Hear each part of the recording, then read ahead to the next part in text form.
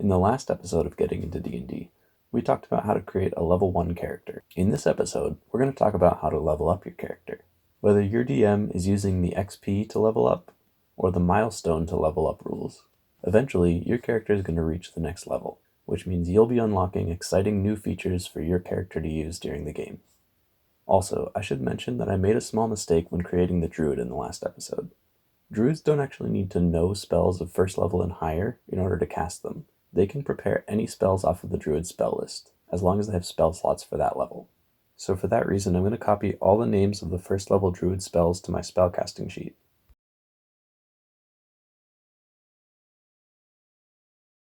This rule doesn't apply to cantrips, so they still have to learn the cantrips they want to cast in order to use them. In this video, I'll be using the class entry on dndbeyond.com for visual reference. Everything you need to level up your character will be in the class entry. Since we created a druid in the last episode, let's level up our druid to level 5 in this episode. Now to level up, we start at the druid table. Here we can quickly see what our proficiency bonus, features, and known cantrips and spell slots should be at each level. So using this as a reference, let's go ahead and level up from level 1 to level 2. First, before we look at the druid table, let's add our new hit dice and hit points. This mechanic is essentially the same for every class other than the number of sides your hit dice have. As you can see, we gain 1d8 per druid level, which means at level 2 we should have 2d8 in our hit dice pool.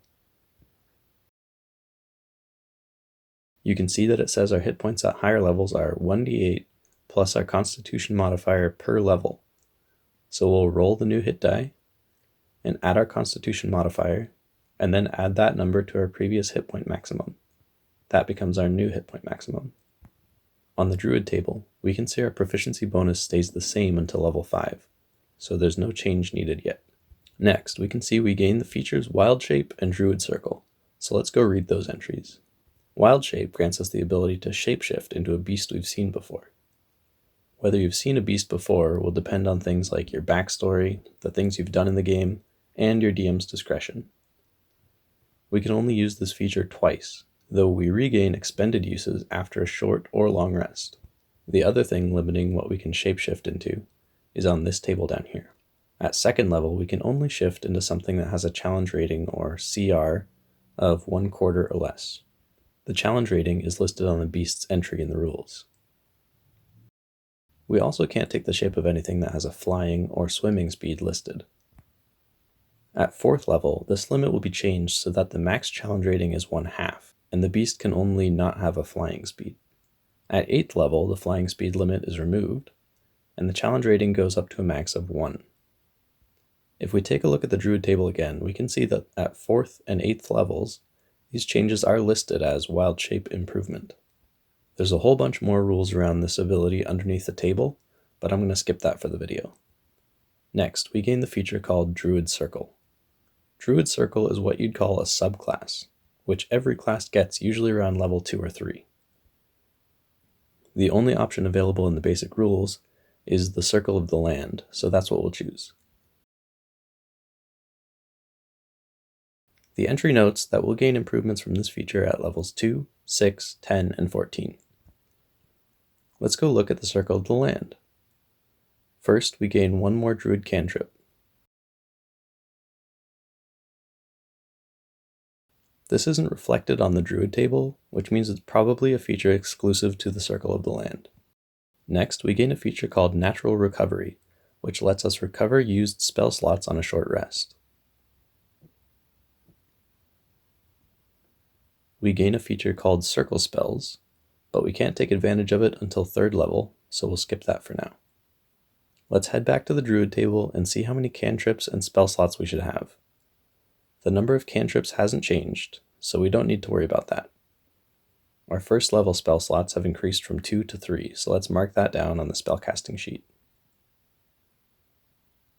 And that's everything we get for level 2, so let's go ahead and level up to level 3. First thing again is to add 1d8 to our hit dice pool and roll it to get our new hit point maximum. Remember to add your constitution modifier when you do this.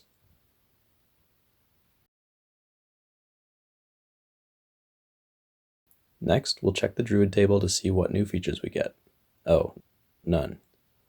However, our first level spell slots have increased from 3 to 4, and we've gained 2 second level spell slots, so let's mark that down.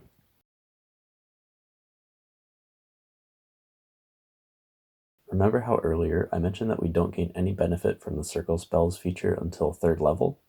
Let's go check out what we get. Being in the Circle of the Land means we have a mystical connection with a certain type of land, and we need to choose which one we want. There are 8 choices. Since we're a gnome, maybe forest or mountain would be best. Let's choose forest. The Circle Spells feature grants us access to certain spells that we automatically have prepared every day, and which don't count against the number of spells that we can prepare each day. The forest spells we gain at 3rd level are Barkskin and Spider Climb. So let's add to the list a notation to remind us that they don't need to be prepared.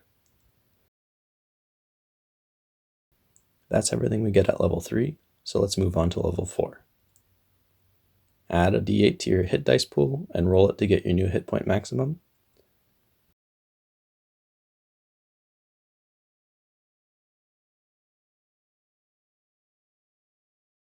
Next, check which features are unlocked. First, we get the wild shape improvement, which I talked about earlier. Next, we get an ability score improvement. When we get this feature, we improve 2 of our ability scores by 1, or 1 score by 2. Since Wisdom is our spellcasting modifier, and Druids are mainly focused on spellcasting, let's improve our Wisdom.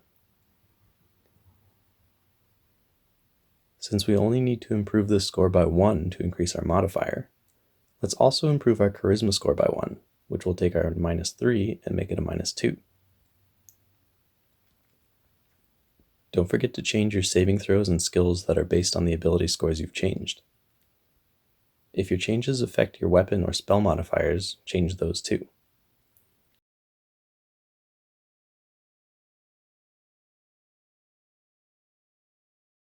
Remember, you can only change these by the amount your modifier has changed, not the amount your ability score has changed. Our known cantrips increased by 1 at level 4, so let's add a new cantrip to our list. And our second level spell slots increased to 3. That's everything for level 4, so let's go to level 5. We'll add our hit die and roll it for our new HP maximum.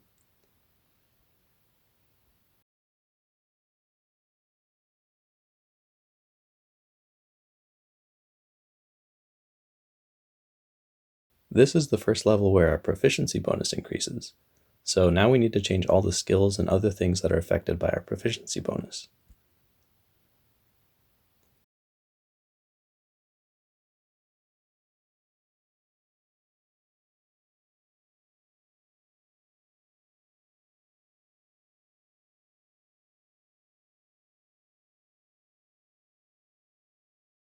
Next, we gain 2 third level spell slots. And since there's no new features, the only other thing to change is the addition to the circle spells that we know. At 5th level, we gain Call Lightning and Plant Growth. And that's it, our druid is level 5. Hopefully you've got the hang of how this goes. Every time you level up, check the class entry to make sure that you didn't miss anything, since there's a lot of cool abilities to take advantage of. Alright, there's 2 more optional rules that I'm going to just talk about before we end the episode. The first one is called feats. Feats are essentially new abilities that your character would never be able to unlock. They're a great way to add variety and uniqueness to your character. Your DM will be the one who decides if feats are going to be allowed in the game or not. At the bottom of the ability scores improvement entry, it says you can forgo taking an ability score improvement if you'd like to take a feat instead. Most of them are found in the player's handbook, though the grappler feat is in the basic rules. The second rule is the multiclassing rule. Like feats, your DM will decide if multiclassing is allowed. Under this rule, when you level up, instead of taking the next level from your character's class, you can take a level from a different class. You'd gain all the benefits of that class as though you were a level 1 character of that class, but you can still use all the features granted to you from your previous class as well.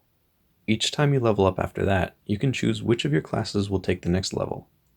Or you could even take a third class if you want, etc., etc. etc., etc., etc. I just wanted to mention these two rules so that you know they're there. I might make a video in the future going more in depth on them if you'd like. As always, if you have requests or questions, leave a comment down below. If you found this video helpful, leave a like, and thanks for watching.